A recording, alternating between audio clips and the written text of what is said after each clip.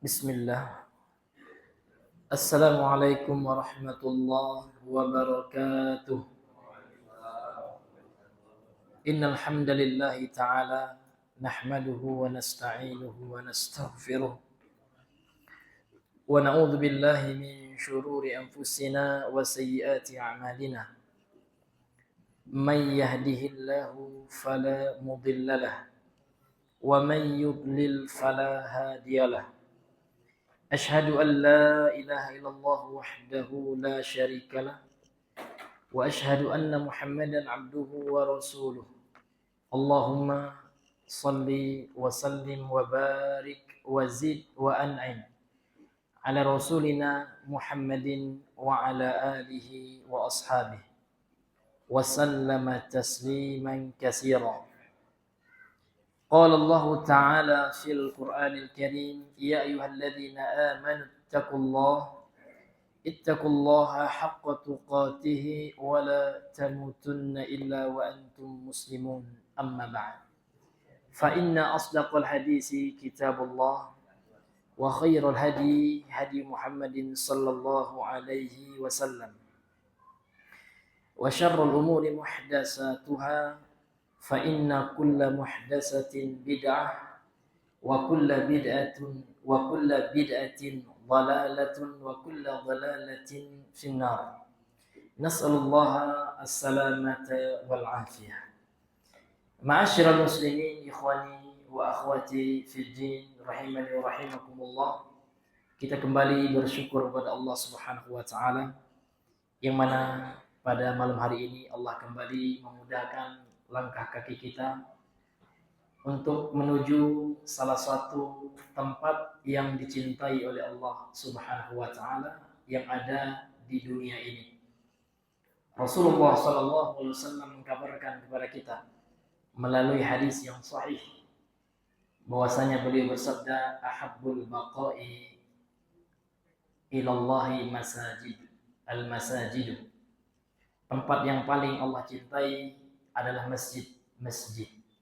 Maka Allah telah mengumpulkan kita di satu tempat yang dicintai oleh Allah Subhanahu wa taala. Mudah-mudahan Allah berikan kepada kita hati yang ikhlas, niat yang tulus, amalan yang diterima. Amin ya rabbal alamin. Ma'asyiral muslimin yang Allah muliakan.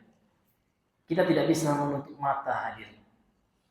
Kita tidak bisa menolak fakta dan realita yang kita lihat, bahwasanya pada hari ini masih terngiang-ngiang, masih terbayang-bayang di pandangan mata kita musibah-musibah yang betul-betul menyayat hati sebagai seorang muslim dan sebagai seorang muslimah. Namun hadirin yang Allah muliakan, musibah-musibah yang ada itu tidak selalu merupakan azab yang Allah berikan kepada saudara kita, tidak.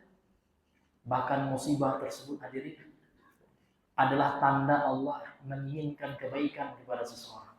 Rasulullah sallallahu alaihi wasallam sebagaimana dalam hadis sahih Al-Bukhari telah mengatakan, may yuridillahu bihi khairan yusib minhu. Siapa yang Allah inginkan kebaikan padanya, maka Allah berikan musibah. Subhanallah. Bahkan Rasul juga mengatakan, wa annallaha idza ahabba qauman ibtalahum. Sesungguhnya Allah apabila mencintai suatu kaum, Allah akan berikan musibah, bala, petaka, bencana kepada kaum tersebut. Jadi tidak bisa kita katakan musibah itu selalu bermakna kemurkaan, tidak. Boleh jadi musibah itu adalah Allah mencintai mereka. Dan kita sekarang yang kelihatannya aman-aman saja, namun siapa di antara kita yang menjamin kita tidak terkena musibah? Ada musibah yang lebih besar daripada bencana. Ada musibah yang lebih besar daripada tanah longsor, daripada banjir bandang, daripada tsunami, daripada gempa bumi, daripada gunung meletus. Itu adalah musibah yang Nabi selalu berlindung darinya, yang Nabi selalu berdoa kepada Allah untuk dijauhkan dari musibah itu. Tahukah kita apa musibah itu hadirin yang Allah muliakan? Simak doa Nabi yang diriwayatkan oleh Imam Ahmad dan Musnadnya. Kata Nabi sallallahu alaihi wasallam, Allahumma la taj'al musibatana fi dinina. Ya Allah, jangan engkau jadikan musibah menimpa agama kami. Wala taj'alid dunya akbar hammina, dan janganlah engkau jadikan dunia orientasi terbesar dalam kehidupan kami. Wala mablagha ilmina, dan jangan kau jadikan dunia adalah puncak ilmu yang kami agung-agungkan. Tujuan akhir dari ilmu kami, jangan kau jadikan dunia. Ternyata hadirin, dunia ini musibah besar. Ketika orang telah mencintai dunia, ketika dunia telah dibuka, manusia berlomba-lomba dengan dunia itu. Lihat dalam hadis Sahih Bukhari dan Muslim, apa kata Nabi kita? Fawallah, demi Allah, mal faqra akhsha alaikum, tidaklah kemiskinan yang aku takutkan menimpa kalian. Demi Allah, tidak, kata Rasul. Walakinni akhsha an tubsatu alaikum dunya, yang aku takutkan dunia dibuka akan atas kalian. Kama busitat ala man kana qablakum, sebagaimana dunia itu telah Allah berikan, Allah buka akan kepada umat-umat sebelum kalian. Fatanafasuha, mereka berlomba-lomba dengan dunia itu. Kama tanafasuha, sebagaimana kalian sekarang berlomba-lomba dengan dunia itu. Hatta tuhlikahum, sampai dunia itu membinasakan umat-umat sebelum kalian, membinasakan kalian. Kama ahlakat man kana qablakum, atau kama ahlakathum, sebagaimana dunia itu telah membinasakan umat-umat terdahulu. Dunia, hadirin yang Allah muliakan. Demi dunia orang melakukan perbuatan syirik. Betapa banyak para pejabat setelah menyalon, ya, pergi mendatangi dukun. Mbah dukun, tolong ya, sukseskan saya. Kalau saya terpilih menjadi DPR, menjadi ini dan itu, ada kado spesial, ada fee spesial untuk na'udzubillah. Demi dunia ini orang tega melakukan kesyirikan, na'udzubillah. Dan penyebab azab Allah itu, Pak, ini musibah dalam agama ini, dosa. Makanya ayat yang kita baca tadi dalam surah Nuh itu, apa kata Allah ketika menceritakan tentang perbuatan Fir'aun dan bala tentaranya? Mimma, ya, khati'atihim ughriqu, disebabkan dosa-dosa yang mereka lakukan, mereka Allah tenggelamkan. Wa udkhilun nar, mereka Allah masukkan ke nerakanya Allah Subhanahu wa taala. Wala yajidu lahum min dunillahi ansar, tidak ada penolong bagi mereka selain Allah Subhanahu wa taala. Artinya apa yang menyebabkan azab Allah itu? Apa? Musibah yang menimpa agama. Kemaksiatan ini musibah. Jangan kita anggap musibah itu hanya orang yang mati anaknya. Betul, itu musibah. Tapi kalau orang itu sabar, dapat pahala. Dan musibah dunia hanya bisa diangkat dengan taubat. Taubatun nasuha. Ketika orang lalai dari akhirat, disibukkan oleh dunianya, dia masih punya peluang untuk bertobat kepada Allah. Apa kata Allah, hadirin? Allah tidak pernah membuat orang itu putus asa, atau tidak pernah memotivasi orang, membuat orang itu tidak mau bertobat, tidak. Atau menjatuhkan semangat, merendahkan semangat, menumpulkan semangat untuk bertobat, enggak. Allah mengatakan dalam ayat yang sering kita dengar, Allah mengatakan, katakan wahai Muhammad, katakan kepada hamba-hambaku yang melampaui batas dalam maksiat, la taqnatu, janganlah kalian berputus asa, mir rahmatillah, dari rahmat kasih sayang ampunan Allah Subhanahu wa taala. Innallaha yaghfirudz dzunuba jami'a, sesungguhnya Allah akan mengampuni seluruh dosa. Jadi kalau seandainya kita masih ada musibah petaka agama yang ada pada diri kita, maka solusinya adalah bertobat dan kembali kepada Allah Subhanahu wa taala. Ini hadirin yang Allah muliakan. Maka jangan kita anggap, ya, musibah itu hanya teman-teman kita yang di Aceh, di Sumut, di Sumber, tidak. Musibah yang paling besar itu ternyata ketika kita berpaling dari agama Allah. Yang tadinya subhanallah, ya seseorang itu rajin beribadah. Yang tadinya dia rajin menjalankan agama ini, tiba-tiba dia sudah meninggalkan agama. Ada yang murtad, auzubillah, ada yang futur. Dan futurnya tidak usai, tidak berhenti. Selalu dia nggak lagi mau sholat, auzubillah. Bahkan ada yang tadinya berjilbab, futur, buka jilbab, auzubillah, itu musibah yang paling besar. Ternyata hadirin, melebihi musibah-musibah yang kita lihat, yang kita saksikan, yang menimpa saudara kita. Masyaallah muslimin yang Allah muliakan. Kemudian saudara dan salam kepada Rasulullah sallallahu alaihi wasallam. Allahumma shalli ala Muhammad wa ala ali Muhammad. Kembali kita kepada pembahasan kita masih pada kitab Al-Mulakhas fi Syarh Kitab Tauhid.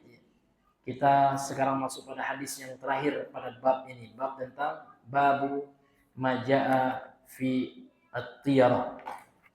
Bab ya, dalil-dalil yang datang yang menunjukkan tentang at-tiyarah atau at-tatayyur, ini sama.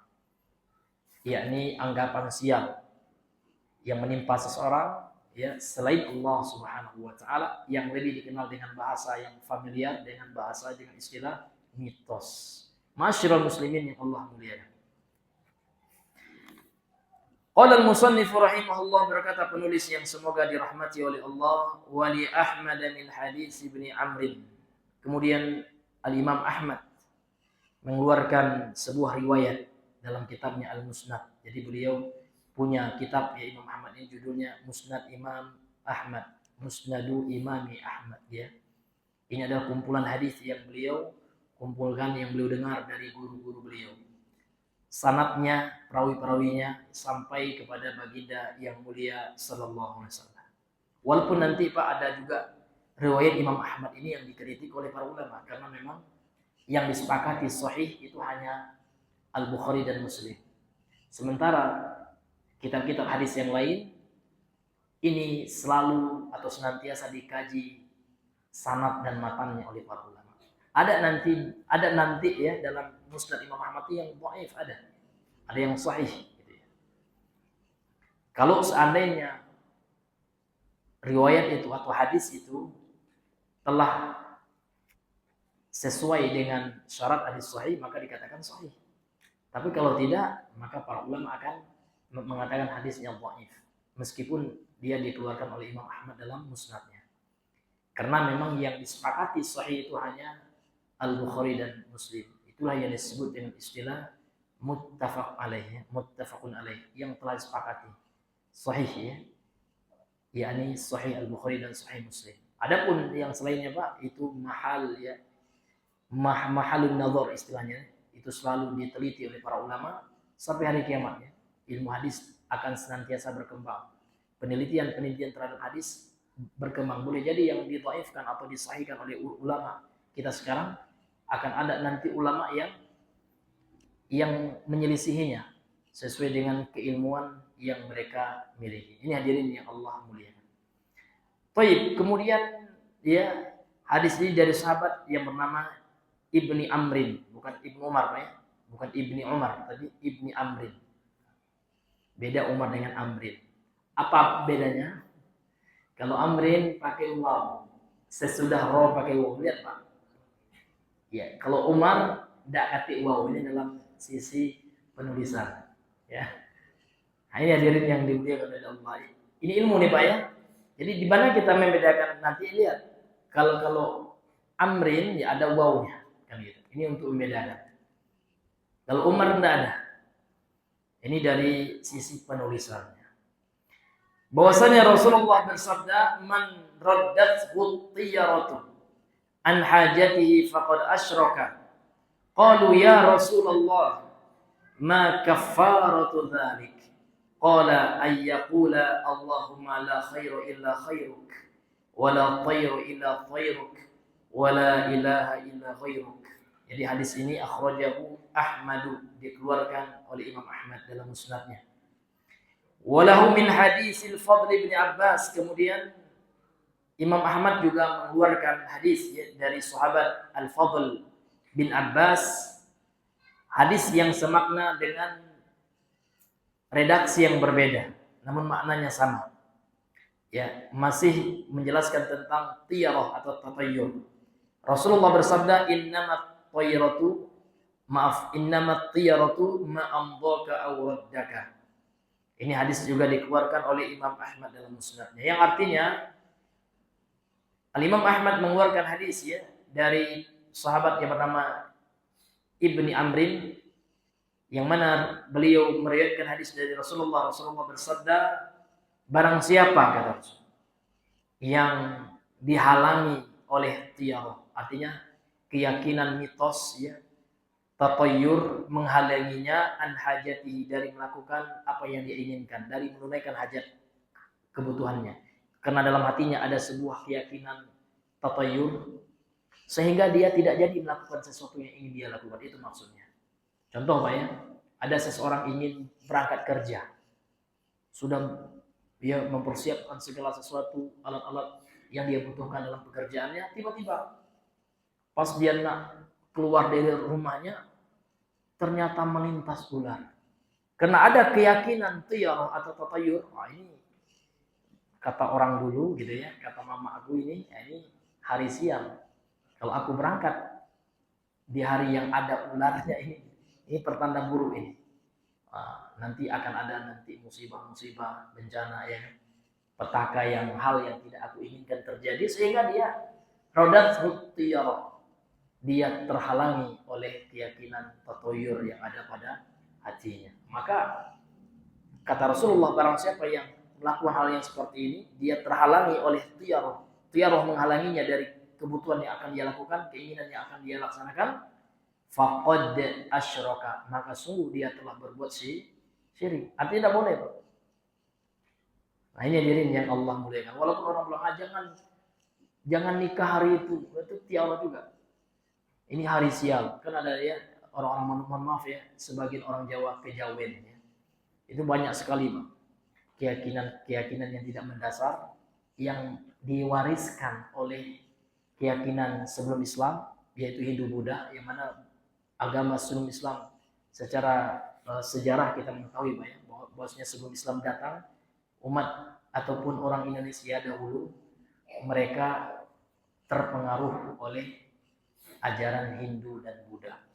Dan pengaruh ajaran ini ternyata masih ya ada pada kaum muslimin yang sudah masuk Islam. Apalagi orang-orang kejawen. Ini kental sekali dengan tradisi-tradisi agama-agama kemusyrikan sebelum Islam. Maka masih ada Pak keyakinan mereka seperti itu. Jangan nikah di hari sekian, tanggal sekian. Padahal tidak ada dalil yang melarangnya. Maka ini juga masuk ke dalam keyakinan tatayyur atau tiyarah. Maka kalau seandainya seseorang batal melakukan sesuatu karena keyakinan tiyarah yang ada dalam hatinya, nah kata Rasul, faqad asyrak, maka sungguh dia telah berbuat kesyirikan. Ini hadirin yang Allah muliakan. Kemudian mereka para sahabat bertanya, qalu ya Rasulullah. Mereka para sahabat berkata, wahai Rasulullah, ma kafaratu dzalik, kalau kami terlanjur melakukan itu, apa kafarahnya? Apa tebusannya gitu ya. Jadi kafarah ini Pak lebih kita terjemahkan dengan tebusan. Seperti ada orang yang bayar kafarah, maaf ya, dalam hukum fikih puasa, kalau ada maaf suami istri ya, ternyata sengaja tidak mengkontrol syahwatnya, mungkin baru nikah, nak masuk bulan Ramadan nikah, kan lagi semangatnya Pak ya, Masya Allah, jiwa mudanya luar biasa, iya menggebu-gebu ya, nak mau nanti, nak sekarang ya, nak mau nanti, nak sekarang. Akhirnya Pak terjadilah ya di bulan Ramadan siang harinya. Nah, maka dia harus membayar kafar. Yang pertama, dia harus memerdekakan budak. Udah kati lagi budak, maka bebas. Kafarah yang pertama. Kemudian yang kedua Bang, apa? Ada yang ingat? Ya puasa 2 bulan berturut-turut.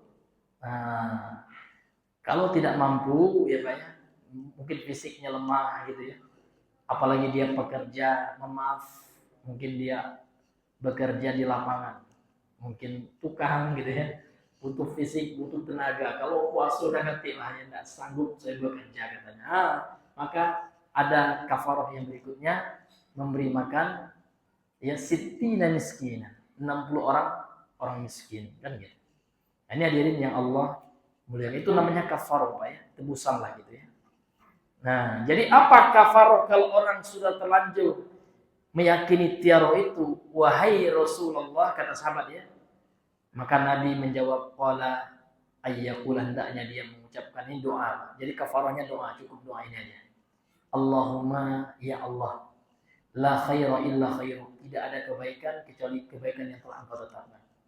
Jadi itu kebaikan itu Pak bukan karena mitos. Nah, kan betul kata mama saya ya. Nah, kalau ada apa namanya itu kupu-kupu udah datang, ini tanda ada tamu ya. Insya Allah tamu itu ngasih duit kepada kita. Nah, ini kan baik kan? Nah, itu tidak boleh Pak. Itu mitos, itu syirik gitu. Meskipun nanti para ulama membagi, bisa syirik kecil, bisa syirik besar, tergantung keyakinannya. Kalau dia meyakini itu hanya sebab yang mendatangkan tamu itu tetap Allah, maka itu syirik kecil. Karena dia telah menjadikan suatu sebab yang tidak ada dalilnya. Nggak ada dalil dalam Al-Quran dan hadis kupu-kupu tanda datang tamu. Tapi kalau maksiat mendatangkan petaka, dalilnya banyak. Ya, dari Al-Quran dan Sunnah, maka ini bukan mitos. Nah, kalau orang kafir bilang mitos Pak, atau orang ateis dan komunis.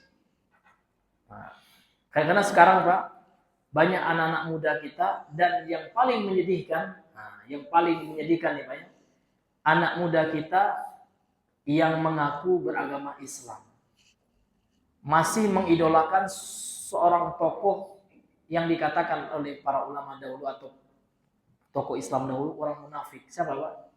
Penulis buku judulnya Madinah. Tahu Pak?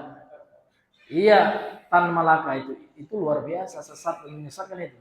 Nah, sekarang dikaji lagi pemikiran dia, mengatakan agama itu karena dia terpengaruh oleh Karl Marx ya, oleh orang filsafat komunis, sehingga dia mengatakan agama itu mitos.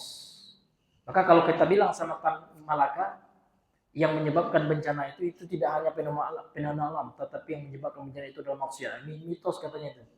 Karena tidak bisa dibuktikan dengan penelitian empiris atau penelitian secara kasat mata. Karena orang-orang komunis Pak meyakini apa yang tampak saja. Karena mereka tidak beriman kepada agama. Nah, ini hati-hati ya, orang sekarang luar biasa mengidolakan orang-orang zindiq, ya na'udzubillah. Dijadikan dia rujukan gitu. Padahal di Moskow dia pernah diundang oleh kan di orang-orang Uni Soviet itu kan komunis ya. Pernah dia diundang.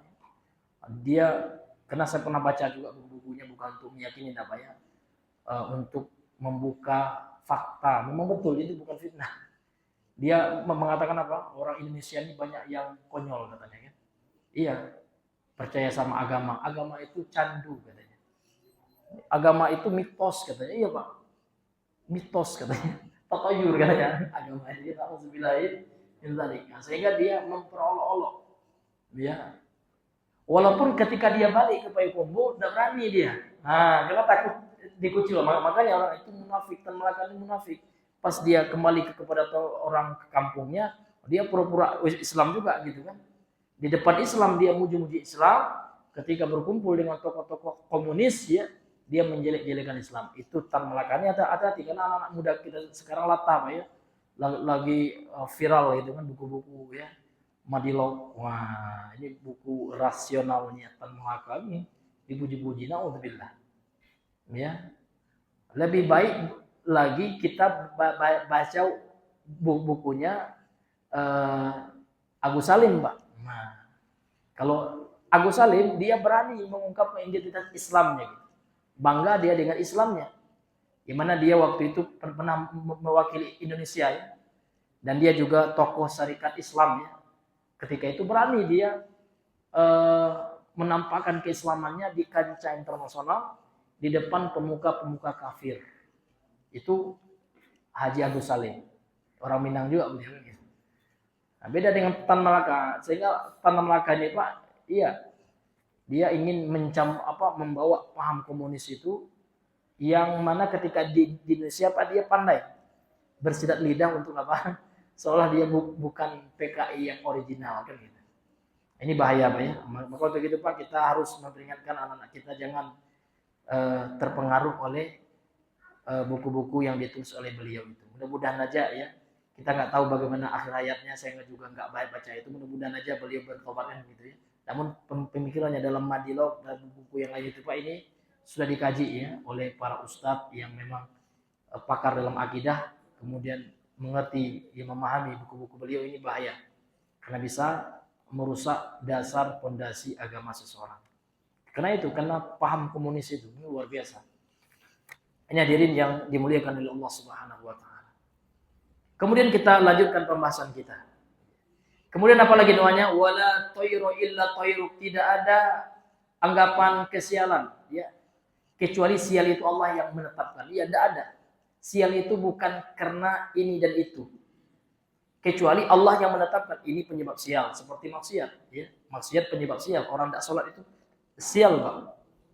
Bahkan kami pernah kemarin ya 3 hari mendatangi saudara-saudara kita yang terkena musibah itu Pak.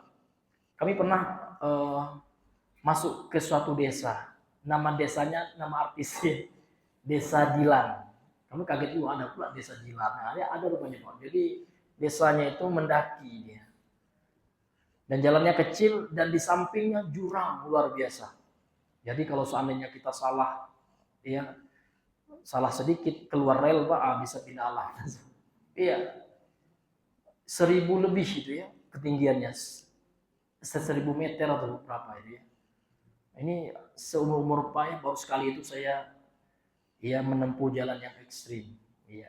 Sebelumnya dijangkat ya di tempat beliau ini ekstrim, Masya Allah. Rupanya ada pula yang lebih ekstrim daripada jangkat itu ya. Kecil Pak, tidak bisa lewat mobil, cuma motor gini ya. Iya kecil jalannya gitu. Tapi Pak di samping jalannya jurang. Subhanallah, tidak ada juga dibuat pemisah antara jalan dan jurang. Kan biasanya kalau di jalan aspal ya, kan yang jurang tuh dikasih kayak tembok gitu kan. Nah, sehingga kita nggak kaget gitu ya, nggak cemas gitu. Kalau itu Pak, saya cuma banyak zikir aja ya Allah, kalau salah motornya ini langsung terjun ke jurang, luar biasa. Nah, jadi nak ke desa itu mendaki gitu kan, karena di desanya ada pula desanya yang tinggi lagi ya kan, lah ke puncak gunung itu Pak. Nah, di situ terkena longsor. Jadi ada beberapa rumah itu yang hancur, tidak bisa lagi ditempati. Jadi mereka korban itu Pak, mereka diungsikan atau tidur di tenda-tenda yang dari pemerintah dan dari teman-teman kita yang kemanusiaan itu Pak ya. Nah, ini hadirin yang dimuliakan oleh Allah. Tapi Pak, saya dengar dari dai orang sana, ada teman kita juga lulusan STDI ya, Ustadz Zendri namanya ya. Nah, beliau orang Bayang Utara juga, beda kampung saja gitu ya, beda desa lah gitu. Nah, jadi kata beliau, saya orang Bayang Ustadz katanya. Namun saya baru sekali ini juga ke desa ini, baru tahu saya, Masya Allah, ternyata di kenegarian kita ini ada desa terpencil kayak Desa Jilan ini katanya. Itu bisa Bapak lihat di internet Pak. Ketik aja Desa Jilan Kecamatan Bayang Utara. Kalau nggak salah sudah ada yang mengupload ya. Ini luar biasa jalannya Pak ya. Nah, itu ada teman kita yang pernah berekreasi katanya ke apa namanya, pemandangan alam yang di Selangun itu Pak. Desa di atas awan. Nah, itu sama kayak kata beliau. Jadi kalau kita ke tempat pemandangan ke desa di atas awan itu sama keadaan dengan jalan menuju di desa Jilan itu ya, curangnya luar biasa ekstrim banyak. Ini hadirin yang Allah muliakan. Kemudian ya yang membuat kami terharu juga Pak, ketika kita ngasih pengajian ya, tausiah lah. Ada bapak-bapak itu yang bilang, Ustadz ya, tempat kami ini tidak ada ustadznya katanya. Bisa ada nggak ustadz yang bisa minimal sekali sebulan lah gitu ya, masuk mengisi pengajian di tempat kita ini. Masya Allah ya. Ya, jadi ada keinginan orang situ untuk apa Pak, menerima pengajian. Dan menurut informasi yang kami dapatkan, ternyata ya penduduk desa di situ banyak yang tidak sholat juga. Masjid ada Pak, musola gitu ya, tapi tidak kati azan gitu ya. Subhanallah gitu ya. Makanya itu yang diingatkan oleh teman-teman kita yang masuk itu, Ustadz Zendri dan yang lainnya kan, selalu mengingatkan sholat gitu ya. Kalau seandainya suatu negeri tidak ada azan, maka disebutkan dalam hadis sahih ya, illa istahwadha alaihi syaitan. Kampung itu akan dikuasai oleh setan. Karena yang membuat setan itu lari itu suara azan. Bahkan disebutkan dalam hadis ketika setan mendengar azan, Pak, wa ma'ahu durat, terkentut-kentut dia. Iya, sampai nggak kedengar lagi azan. Setan sangat marah dengan azan. Sangat nggak senang gitu, Pak ya. Artinya kalau seandainya tidak ada azan, dikuasailah satu kampung itu oleh setan kan gitu. Ini hadirin pentingnya azan ya. Biar kalau tidak ada orang yang azan ya kita aja azan gitu ya. Nah, ini hadirin yang Allah berkata, tapi tempat kita alhamdulillah Pak ya. Di sini azan, sana azan juga gitu ya. Alhamdulillah. Tapi kalau di kampung-kampung Pak, lebih parah rupanya. Ya saya menyangka waktu tinggal di kampung Pak ya, di kota itu kayaknya agamanya kurang, rupanya enggak. Di kampungnya kurang agamanya. Di kota ternyata lebih maju. Itu Pak, ini realita. Pergi aja Bapak ke kampung itu Pak. Di kampung saya di pesisir itu. Nah, kalau zuhur itu udah kati orang azan Pak. Orang banyak ke sawah gitu. Gara-gara ke sawah ada azan. Nah, itulah yang terjadi di kampung-kampung. Maka dakwah teman-teman kita DPI Pak ya. Dakwah Pedalam Indonesia ini Pak, itulah visi misinya. Ya bagaimana kita bisa ya mengajak saudara-saudara kita yang muslim, yang muslimah yang tinggal di kampung itu ada santapan rohani yang bisa mereka santap gitu ya. Jangan santapan jasmani aja Pak ya, makan terus enggak. Karena roh kita juga punya kebutuhan. Ya, roh kita juga butuh makanan.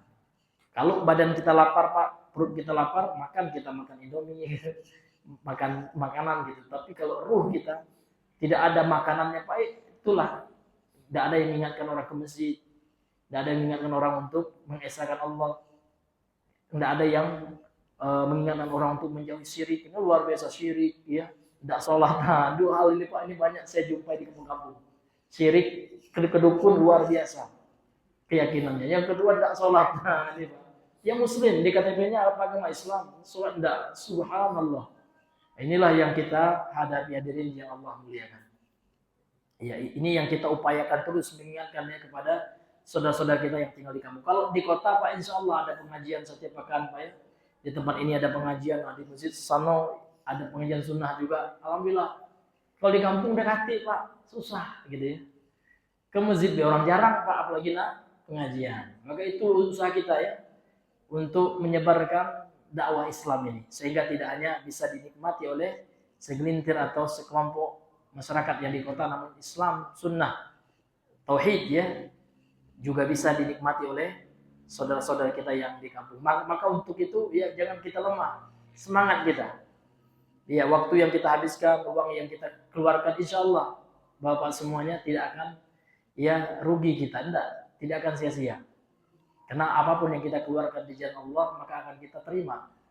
Ya, namun yang terpenting yang harus selalu kita lakukan adalah tasfiyatun niyah, membersihkan niat kita untuk apa? Ya, jangan sampai niat kita hanya untuk healing, ya. Iya, untuk apa? Untuk rekreasi aja nomor satu ya.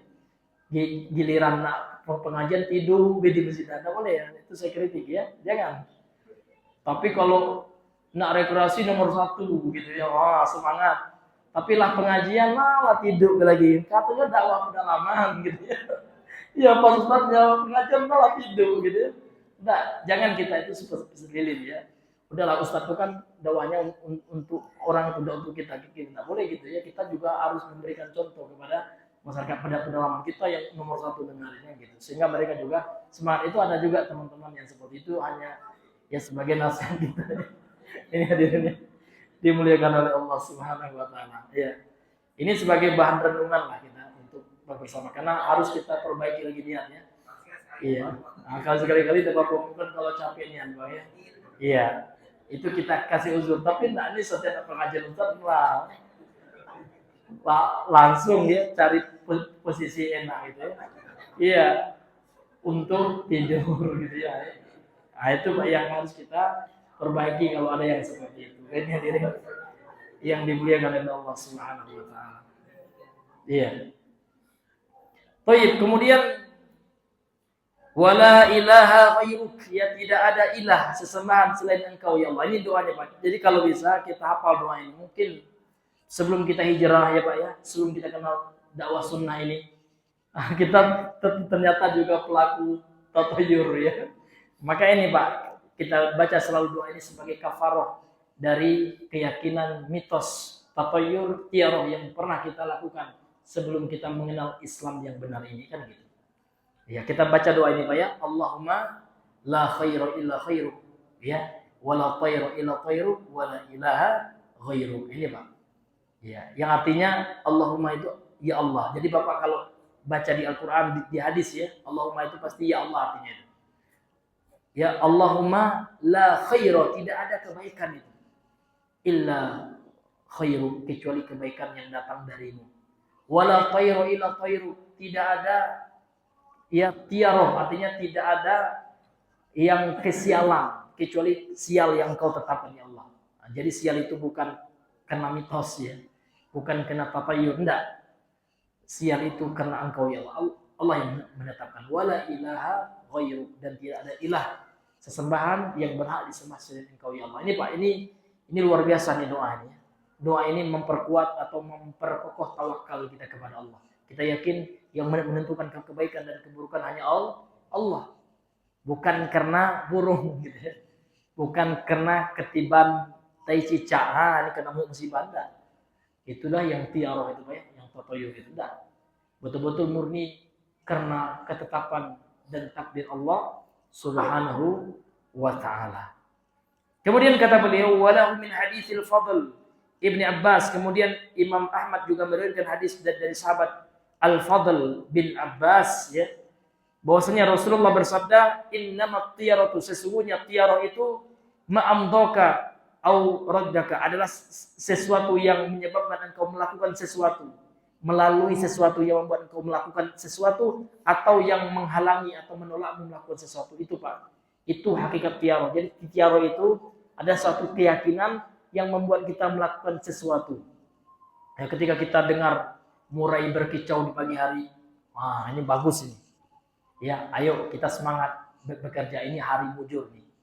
Wah, ini tandanya sudah ada burung murai itu. Nah, itu tiarah ini keyakinannya. Kalau orang yang bertauhid enggak ada, enggak bunyi murai dan enggak. Kalau Allah menentukan kebaikan dia itu baik, udah saya bekerja karena Allah, bukan karena burung ini pula. Apain burung ini minta tembak nih. Iya. Tapi kalau burung Pak pada dasarnya halal ya, seperti berbah ya. Tapi jangan kita menembak burung yang dilindungi oleh pemerintah, bukan karena burungnya haram, enggak. Karena ketaatan kepada pemerintah. Iya. Seperti itu Pak ya. Karena dalam akidah kita Ahlussunnah wal Jamaah, Allah menyuruh kita taat kepada pemimpin, ya alladzina amanu atiullah wa atiur rasul wa ulil amri minkum gitu ya. Kalau pemerintah kita jangan yang menembak burung langka, karena akan ya menghilangkan habitatnya gitu ya, karena sudah langka gitu kan. Nah, jangan pula kita tembak gitu. Bukan berarti burung itu haram enggak ya. Kita ingin makannya misalkan. Namun burung itu dilindungi oleh pemerintah, dan tidak boleh juga kita makan, gitu Pak ya. Nah, begitu juga tidak ada kesialan itu kecuali Allah yang tetapkan, bukan karena perkara mitos. Ini hadirin yang Allah muliakan. Kemudian kita masuk kepada syarah dari hadis ini dari Syekh Shalih Al-Fauzan. Qala syarihu hafizahullah taala, berkata pensyarah kitab yaitu Syekh Shalih Al-Fauzan hafizahullah, at-tarajim. At-tarajim itu jamak dari tarjamah. Tarjamah itu artinya biografi, Pak ya. Biodata lah kalau bahasa kita. Nah, ini jamak taksir ya. Dari tarjamah tarajim. Ya. Biografi siapa? Biografi sahabat yang meriwayatkan hadis ini. Nah, dimulai dari Ibnu Amrin. Nah, siapa itu Ibnu Amrin? Awalan yang pertama Ibnu Amrin wa huwa Ibnu Amrin itu dia adalah Abdullah ibnu Amr bin al-As. Abdullah bin Amr bin al-As. Itu Pak. Jadi nama aslinya siapa Pak? Abdullah. Nah, Ibnu Amrin itu artinya Pak, itu nama kunyah, anaknya Amr kan gitu. Iya. Jadi namanya adalah Abdullah. Nama ayahnya Amr, nama kakeknya Al-As.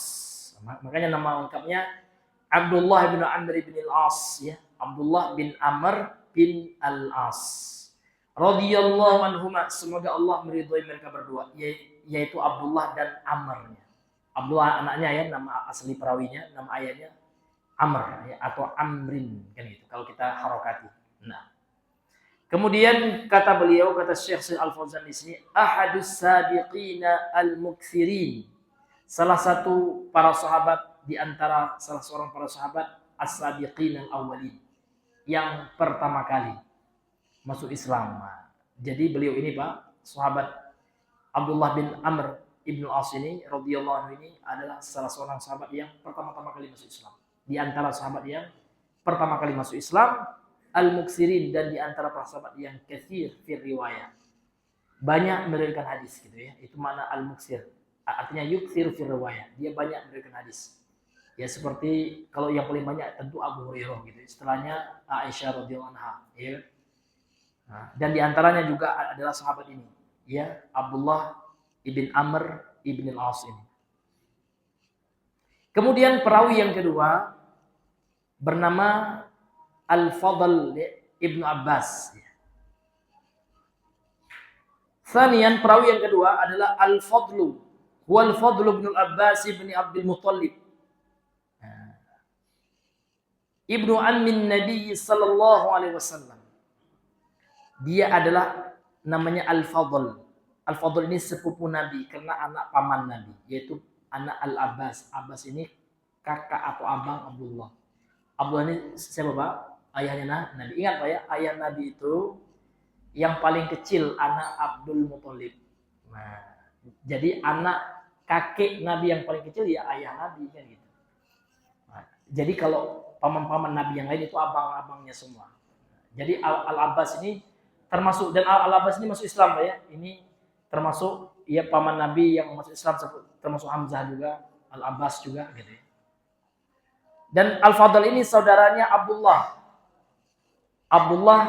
ya Ibnu Abbas ya. Maka yang sering dikatakan dengan ya, yang sering disebut dengan Ibnu Abbas itu adalah saudara Al-Fadl ini. Dan dikatakan juga beliau adalah seorang turjumanul Quran. Maksudnya adalah ahli tafsir yang menerjemahkan firman Allah gitu ya, yang memahami firman Allah, yang mentafsirkan firman Allah. Nah, itu Ibnu Abbas saudaranya Al-Fadl itu, yaitu Abdullah. Jadi Al-Fadl ini saudaranya Abdullah. Ya. Anaknya Al-Abbas. Al-Abbas ini ibni Abdul Muttalib, anaknya Abdul Muttalib ibnu ammin Nabi sallallahu alaihi wasallam, ya. Anak laki-lakinya paman Nabi sallallahu alaihi wasallam, yaitu Al-Abbas. Kemudian dalam hadis ini Rasulullah mengatakan, barang siapa yang dihalangi oleh tiarah dari melakukan keinginannya, dari menunaikan hajatnya, maka Rasul mengatakan faqad asyraka, sungguh dia telah berbuat syirik. Nah, kenapa dia berbuat syirik? Nah, ini alasannya dijelaskan oleh pensyarah kitab ini. Li'annahu lam yukhlis tawakkulahu 'ala Allah, karena dia tidak mengikhlaskan tawakalnya atas Allah atau kepada Allah. Artinya tawakalnya kepada Allah itu ya belum ikhlas. Karena orang yang ikhlas tawakalnya, dia tidak akan terpengaruh oleh tiarah atau tatayyur. Karena dia betul-betul menyandarkan diri kepada Allah. Dia tidak menyandarkan dirinya kepada mitos-mitos yang ada. Maka itulah sebabnya kata beliau dikatakan oleh Rasul ya, pelakunya telah melakukan kesyirikan. Li'annahu lam yukhlis tawakkulahu 'ala Allah, karena dia tidak ikhlas tawakalnya kepada Allah. Kenapa? Biltifati ila ghairihi, karena dia berpaling kepada selain Allah. Kepada selain Allah, kepada mitos itu. Karena dia percaya dengan keris keramat, itu mitos. Zimat termasuk mitosnya. Tatayyur. Nah, ini hadirin yang Allah muliakan. Kemudian kalau seandainya seseorang terlanjur pernah melakukan itu, maka kafaratu dzalika ay ma yaqau min at-tiyarah, ya, kafarah ya yang seseorang terjatuh dalam perbuatan tiarah ini, apa kafarahnya? Baca doa ini.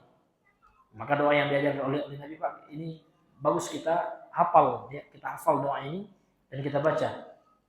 Ya. Dalam doa ini Allah Subhanahu wa taala mengatakan la ilaha ghairuka, ai la ma'budu bihaqqin siwaka. Ilah di sini maknanya ma'bud ya, tidak ada sesembahan. Ma'bud itu artinya sesembahan, yang disembah gitu. Karena dia adalah secara bahasa ya isim maf'ul ya dari abada ya'budu. Ma'bud isim maf'ul ya, yang disembah artinya. Kalau yang menyembah abid atau abdun gitu ya. Kalau yang disembah itu ma'bud. La ma'budu bihaqqin siwaka, tidak ada sesembahan yang berhak disembah bihaqqin dengan benar kan gitu. Siwaka kecuali engkau ya Allah. Ini makna la ilaha ghairuka. Kemudian dalam hadis yang kedua, innamat tiyaratu, Rasul mengatakan innamat tiyaratu, sesungguhnya hanya saja tiyarah itu ai al-manhi anha, yang dilarang darinya. Ma'amdoka ai hamalaka. Ma'amdoka itu artinya ma hamalaka, yang membawamu atau yang menyebabkan engkau alal mudhihi fi ma aradta, ya, melakukan apa yang engkau inginkan. Jadi tiyarah itu membuat seseorang melakukan apa yang dia inginkan. Au raddaka, atau yang menghalangimu anil mudhihi fi, dari melakukan ya sesuatu yang akan kau lakukan namun karena ada keyakinan tatayur dalam hatinya sehingga dia membatalkan untuk melakukan sesuatu. Oh, kata mama saya tidak boleh kita nikah di bulan ini. Nah, kata orang dulu gitu ya. Nah, kalau kita nikah di bulan ini sial kita nanti. Kurang rezeki kita. Banyak musibah-musibah yang akan kita terima gitu. Nah, ini tentu kalau tidak ada dalilnya Pak dari agama kita, maka ini termasuk keyakinan tatayur atau qiyarah. Yang kata Rasul faqad asyraka, orang yang melakukan itu telah berbuat syirik. Ini hadirin yang dimuliakan oleh Allah Subhanahu wa taala. Kemudian kita masuk sekarang makna global dari dua hadis yang dijadikan dalil terakhir pada bab ini oleh penulis. Al-ma'na al-ijmali lil hadisaini, makna secara global dari dua hadis ini.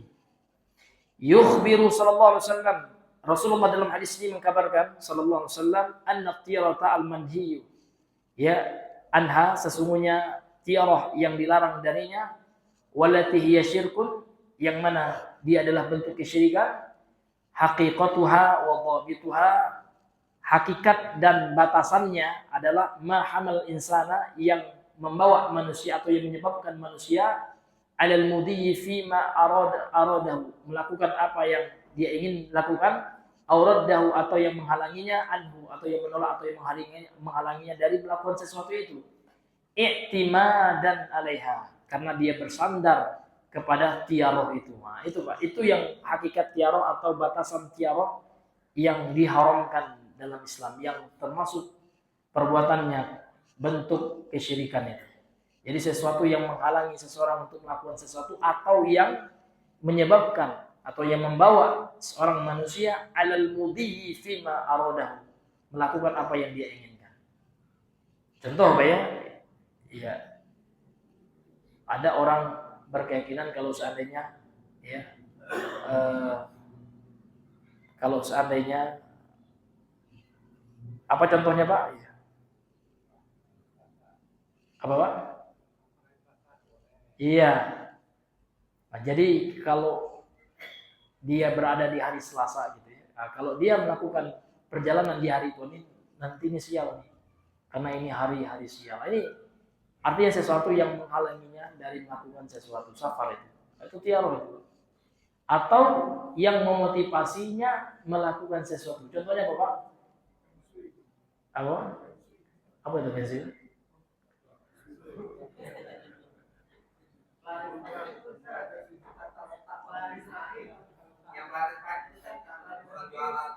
Iya.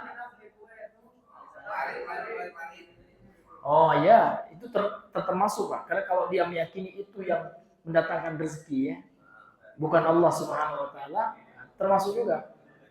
Nah, ini memang banyak bermacam-macam ya. Beda-beda, satu tempat beda dengan tempat yang lain ya. Ini tergantung dengan budaya masyarakat setempat. Ini banyak sekali hal-hal yang berbau tiarah itu terjadi di tengah-tengah masyarakat kita. Maka untuk itu kita hati-hati, jangan sampai kita ya ikut-ikut atau terpengaruh oleh tiarah yang ternyata dalam agama kita. Rasul mengatakan faqad asyraka, pelakunya itu melakukan perbuatan syirik. Nah, ini hadirin yang Allah muliakan. Kemudian kata beliau, fa idza radathu an hajatihi ila allati azima 'alaiha ka iradati safari wa nabi faqad walaja bab syirki wa bara'a min at-tawakkul 'ala Allah wa fataha 'ala nafsi bab al-khauf. Ya. Fa idza radathu, apabila tiaro itu menghalanginya gitu ya. Ya, radda itu artinya menolaknya atau menghalangilah kalau bahasa gampangnya ya. Mana fa'ilnya pelakunya? At-tiaro ya, dhamir mustati taqdiruhu ya, kembali pada tiaro kan gitu. Jadi apabila seseorang itu Pak dihalangi oleh tiaro gitu ya, karena ada keyakinan tiaro dalam hatinya, an hajati, dari melakukan kebutuhannya, sesuatu yang diinginkannya, allati azima 'alaiha, yang mana dia telah bertekad, telah berazam, bertekad untuk melakukan sesuatu itu. Contoh ya, ka iradati safar, seperti dia ingin safar, wa nahwihi, dan yang semisalnya. Nah, sehingga dia tidak jadi safar, seperti yang dibilang abangnya, hari Selasa ini sial ini. Padahal dia nak safar, tapi kalau tahu ini hari sial nih, hari naas ya. Hari panas ya. Iya, Masya Allah. Kalau panas matahari ya, tidak apa-apa lah Pak ya. Tapi kalau hari panas yang dimaksud adalah rentan terkena sial gitu ya. Rentan terkena celaka kan gitu ya. Nah, nanti kualat ya kan. Nah, maka ini yang dimaksud dengan tiaro itu. Maka beliau mengatakan di sini faqat walaja, maka suruh dia telah masuk bab syirki, ke dalam pintu kesyirikan, wa bara'a min tawakkul, dan dia telah berlepas dari tawakal ala Allah, kepada Allah Subhanahu wa taala, wa fataha 'ala nafsi babal khauf, dan dia telah membuka ya atas dirinya pintu kecemasan, ketakutannya, penakut dia jadinya. Ya ini bahaya nih ya. Kata mama saya kalau seandainya ada kelelawar yang melintas ini, ini tanda tidak baik gitu. Akhirnya apa? Dia ya ketakutan sendiri, takut yang tidak mendasar. Ini hadirin yang dimuliakan oleh Allah Subhanahu wa taala. Kemudian kata beliau, wa mafhumul hadisi anna man lam tusmihi tiyaratu an azmihi fa innaha la tadurruhu ya.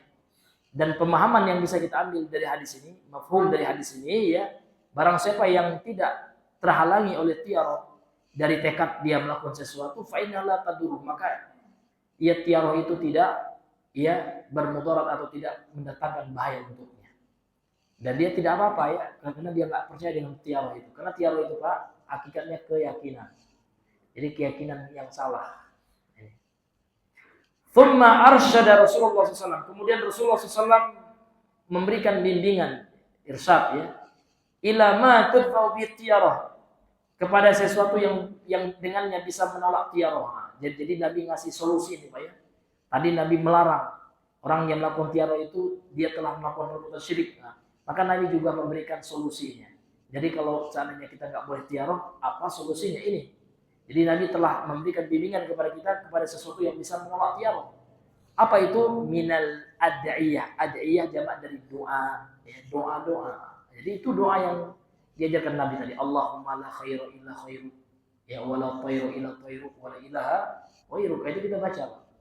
Maka ini yang menolak tiaro itu. Sehingga keyakinan kita mantap. Kita berserah diri, bertawakal hanya kepada Allah. Tidak kepada apa? Tai cicak.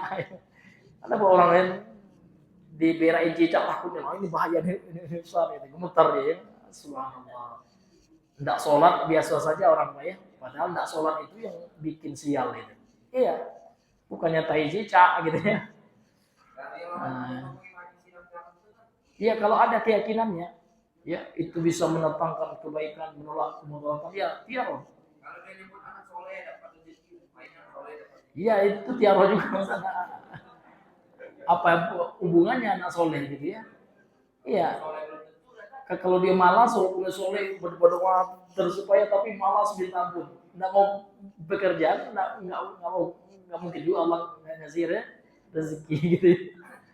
Ini hadirin yang Allah mulia. Itu Pak, ini banyak juga ini rezeki anak soleh. Di mana dia memastikan? Dalilnya mana kan gitu? Iya. Nah, namun yang seharusnya dia bilang Pak, ini adalah rezeki dari Allah, itu aja. Nah, ini hadirin yang dimuliakan oleh Allah Subhanahu wa taala. Ya. Ini mesti kita perbaiki Pak ya. Terkadang di masyarakat ada hal-hal yang seperti itu. Jadi perkara yang bisa membuat tiaro itu apa? Doa. Ini doa nih. Mimma fihi, karena di dalam doa itu terdapat ya al-i'timadu 'ala Allah.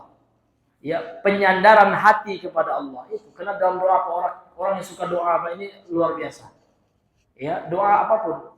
Nak berangkat doa dia kepada Allah, nak berangkat tempat kerja dia baca doa. Apa doa keluar rumah bang? Iya, bismillahirrahmanirrahim wala haula wala quwwata illa billah kan gitu. Iya, dia bertawakal kepada Allah. Dia sandarkan hatinya kepada Allah. Allah itu tawakal itu. Tawakal itu artinya Pak, kita sandarkan hati kita. Artinya yang ngasih kita keberuntungan, yang menolak kemudaratan, yang ngasih kesialan itu hanya Allah. Tidak ada makhluk yang lain. Ya tidak ada makhluk, tidak. Itu semua ketentuan, ketetapan dari Allah Subhanahu wa taala. Sehingga hatinya betul-betul nyangkut ya, disandarkannya kepada Allah. Namun tawakal itu juga tidak menafikan usaha. Kita tetap dianjurkan untuk berusaha selama usaha kita itu halal, selama usaha kita itu dibenarkan secara syariat. Jangan pula pakai bismillah tawakkaltu ala Allah. Baik kemana dia Pak? Ya, pai jambret. Ya, alhamdulillah itu ya. Nah, itu tidak nyambung Bapak ya. Ya, karena usahanya haram. Usahanya melanggar syariat, tidak berkah kan gitu. Ini hadirin yang Allah muliakan. Wal ikhlasu lahu fil ibadah, dan doa itu Pak juga ya ada muatan keikhlasan di dalamnya. Hanya untuk Allah, lahu hanya untuk Allah fil ibadah, dalam ibadah yang dilakukan dia. Jadi kalau kita banyak berdoa Pak, apalagi doa-doa yang diajarkan oleh Nabi, kita baca subhanallah. Maka itulah yang akan nanti ya memberikan keberkahan dalam kehidupan kita. Karena semua sudah lengkap. Nak tidur ada doanya, ya kan? Bangun tidur ada alhamdulillahilladzi ahyana ba'da ma amatana wa ilaihi nusyur. Subhanallah.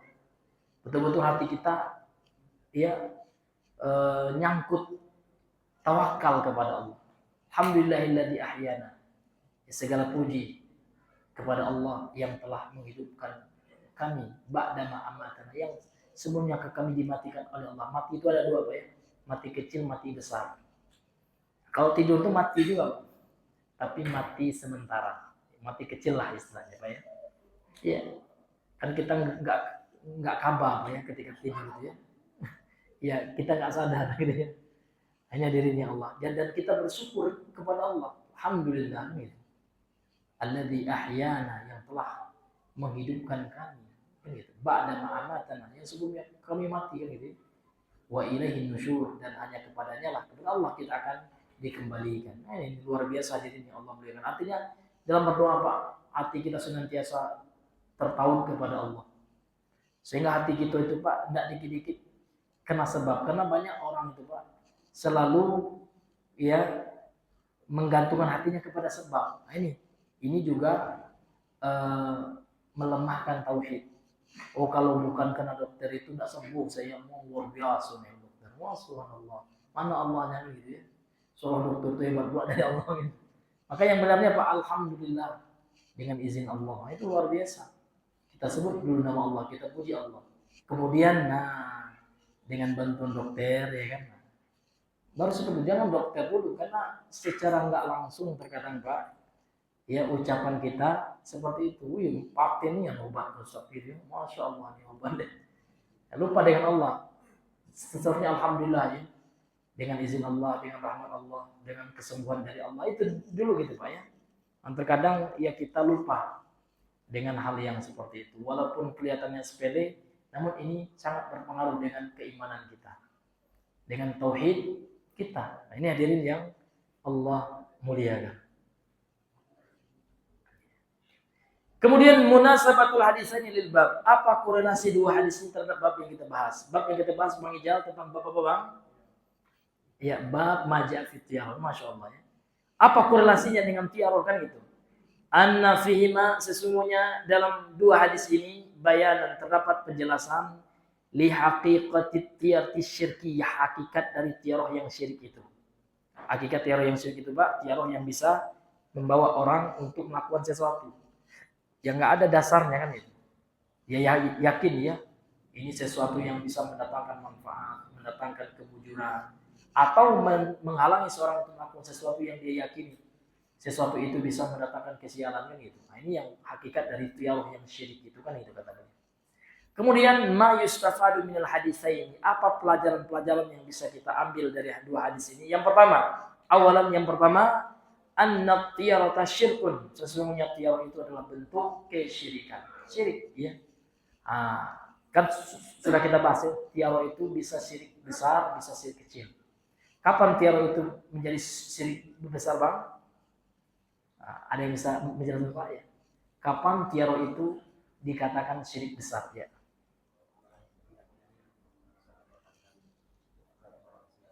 Oh iya, kalau orang itu meyakini memang betul-betul tiarah itu, misalkan tiarahnya kepada burung murai ya, dia yakin kalau burung murai berkicau ini tandanya hari mujur, kerjolah gitu, berdagang untung insya Allah katanya.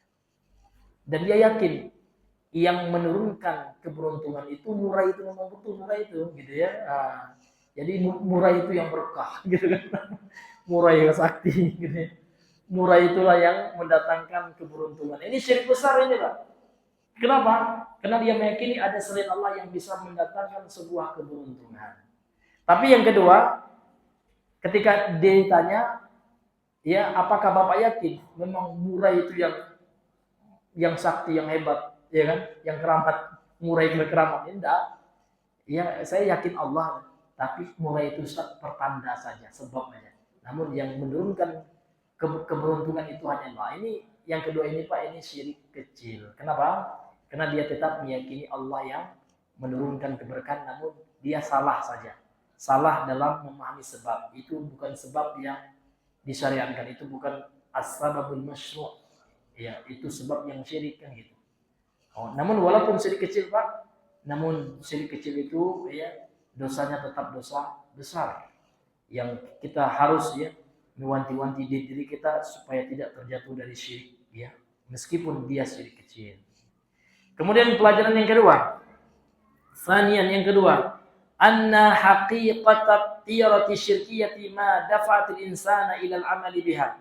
Sesungguhnya hakikat sebenarnya tiarah syirik itu adalah yang membawa manusia untuk melakukan sesuatu dengannya.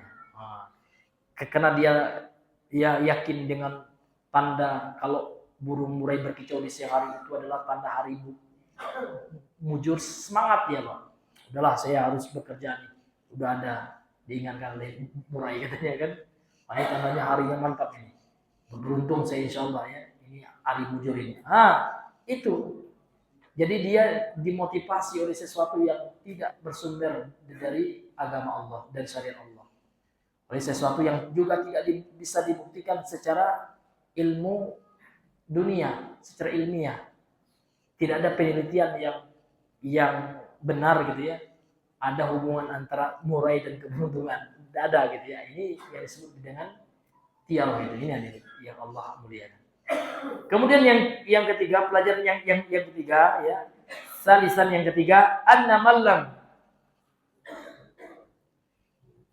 malam yu'assar ala azmil insani minat tasya'umi falaysa bi tiyaratin. Adapun yang tidak dipengaruhi gitu ya, ala azmil insan, ya tekad seseorang. Jadi sesuatu itu Pak tidak mempengaruhi tekad seseorang, tidak mempengaruhi keinginan seseorang. Dari tasya'um itu artinya Pak adalah prasangka ya atau anggapan sial gitu ya. Maka kalau seandainya tidak ada pengaruhnya bagi dia gitu ya. Banyak orang yang mengatakan itu sial gitu ya. Namun itu tidak berpengaruh, tidak ada taksir ya, pengaruhnya ya atas keinginannya. Maka ini tidak dikatakan tiyarah, falaisa bi tiyaratin. Maka ini bukanlah tiyarah. Artinya apa? Yang tiyarah itu yang ada mempengaruhi orang. Tapi kalau dia lam yu'athar, tidak terpengaruh gitu, atau lam yu'athir, tidak berpengaruh ya terhadap azam atau tekad seseorang, terhadap keyakinan lah gitu ya secara umum ya, maka orang itu berarti steril dari virus tiaro. Artinya dia nggak percaya. Gitu. Artinya tidak ada pengaruh tiaro itu dalam keyakinannya. Itu bukan tiaro bagi dia. Karena dia tidak dan inilah seharusnya yang harus kita lakukan. Yang harus kita sikapi tiaro itu. Kita tidak percaya. Istilahnya itu Pak, kita bikin emosi tidak percaya gitu ya, terhadap tiaro. Kita bilang itu syirik, ngapain? Ya kan? Percaya dengan hal yang seperti itu. Kupu-kupu masuk rumah tamu ini bohong ini, ngapain kalian percaya gitu? Pokoknya tolak aja gitu ya. Artinya berarti kalau kita bilang gitu kita nggak ada tiaro ya. Artinya tidak ada virus-virus tiaro dalam keyakinan kita. Nah ini hadirin yang dimuliakan oleh Allah Subhanahu wa Ta'ala. Tapi galak Pak kalau kita di kampung bertentangan ya dengan kebanyakan orang-orang ini tasapu itu ya. Anak itu tasapu, kalau bahasanya dia teguran apa Pak? Keteguran. Nah, itu tiaro juga itu Pak. Iya, mitos itu. Nah, jadi bagaimana sikap kita? Jangan percaya gitu ya. Mosi tidak percaya, tidak bisa dibuktikan secara syariat, nggak ada dalilnya. Kemudian secara ilmu ya, secara penelitian juga tak bisa dibuktikan secara ilmiah. Tidak ada jurnal tentang itu. Keteguran ya, penelitian tentang keturunan betul-betul ada penelitian memang sahih itu ilmiah, tidak ada. Yang bahkan orang barat aja bilang itu mitos itu. Ini hadirin yang dimuliakan oleh Allah Azza wa Jalla. Ya, kemudian yang terakhir, rabi'an, yang keempat, pelajaran yang bisa kita ambil dari dua hadis ini, kata beliau, ma'rifatul dzikri alladzi tudfa'u bi tiarah, mengenal ya, mengetahui zikir yang dengannya bisa ditolak tiarah itu. Anil qalbi, dari hati kita. Nah, karena tiarah itu Pak, ya dia terkait dengan hati, keyakinan. Karena keyakinan itu letaknya di mana Pak? Di hati kita. Jadi dalam hadis ini juga terdapat zikir. Yang dengan zikir ini, zikirnya berbentuk doa apa ya? Kalau kita baca doa ini akan menolak tiaro. Tudfa'u bihi tiaro, ditolak dengannya tiaro. Anil qalbi, dari hati. Wa ahamiyatu, dan pentingnya zikir ini Pak, lil muslim, bagi setiap muslim. Maka ini penting nih.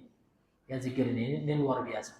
Termasuk zikir yang diajarkan oleh Nabi yang harus kita hafalkan, dan juga istri-istri kita Pak, untuk menolak syirik zimat.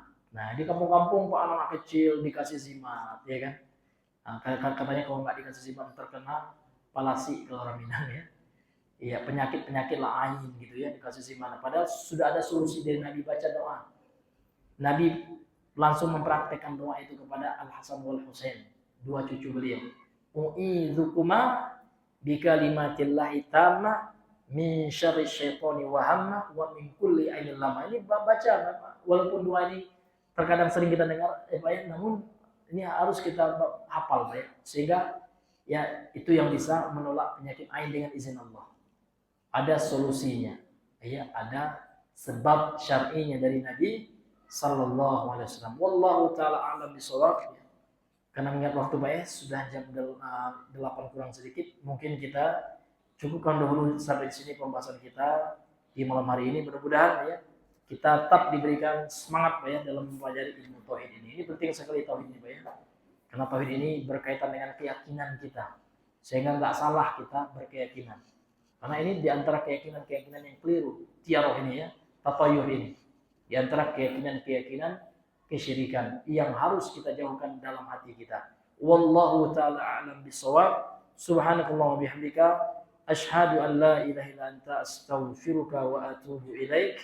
Assalamualaikum warahmatullahi wabarakatuh.